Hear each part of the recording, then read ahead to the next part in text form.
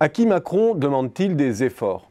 La formule « président des riches » est un peu courte. Elle suppose que tout le monde, hormis une poignée d'ultra-riches, serait mis aujourd'hui à contribution. L'effort porte en fait principalement sur trois catégories de personnes. D'abord, sur les 60% des retraités les moins défavorisés, soit 9 à 10 millions de personnes, puisque l'on soumet cette population à une hausse de 1,7 point de CSG non compensée, contrairement aux salariés, par une baisse des cotisations. L'effort porte ensuite sur les propriétaires, qui subissent un tir croisé entre le recentrage de l'ISF sur l'immobilier, l'exclusion des plus-values immobilières de la fameuse flat tax de 30% et la majoration de la CSG.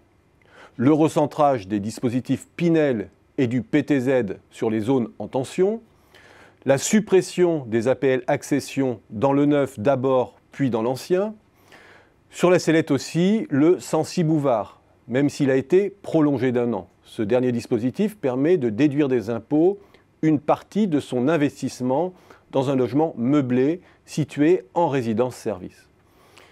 L'immobilier se retrouve ainsi plus taxé que les revenus mobiliers, dividendes, etc., marquant la volonté gouvernementale de privilégier l'investissement financier sur la pierre, ou dit autrement, l'épargne productive sur l'épargne improductive.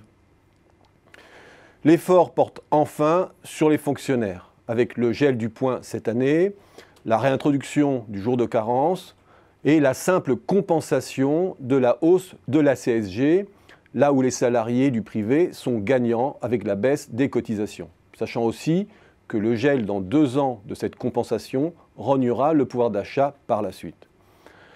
À quoi il faut ajouter sans doute des offensives ciblées dans le prolongement de la loi Macron sur certaines rentes des professions libérales, avec en première ligne aujourd'hui les opticiens, les dentistes et les prothésistes audio dans le cadre de la réforme du zéro reste à charge.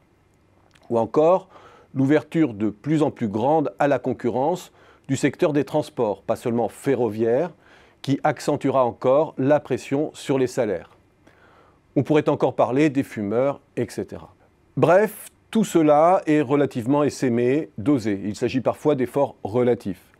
Les catégories visées, hormis les fonctionnaires, ne sont pas les mieux organisées pour opposer une résistance. Le gouvernement prend garde aussi de ne pas frapper au plus bas de la distribution des revenus. Les minima devraient être revalorisés sur le quinquennat. Beaucoup de salariés, notamment ceux qui n'ont pas constitué de gros patrimoine pierre, sont plutôt gagnants. Les plus riches aussi, ceux qui ont les moyens de se constituer d'importants patrimoines financiers, sont incontestablement les grands gagnants. Et c'est bien sûr plutôt du côté de la classe moyenne supérieure que porte l'effort. Plus précisément, c'est sur les baby-boomers de l'après-guerre, souvent détenteurs d'un patrimoine immobilier, que se concentre le tir, et tous ceux qui bénéficient d'une petite rente statutaire construite au fil de l'histoire. Et in fine, ce sont les enfants gâtés des 30 Glorieuses qui renoncent à leur petite rente pour que quelques grands enfants gâtés de la mondialisation puissent continuer à passer à travers les mailles du filet fiscal.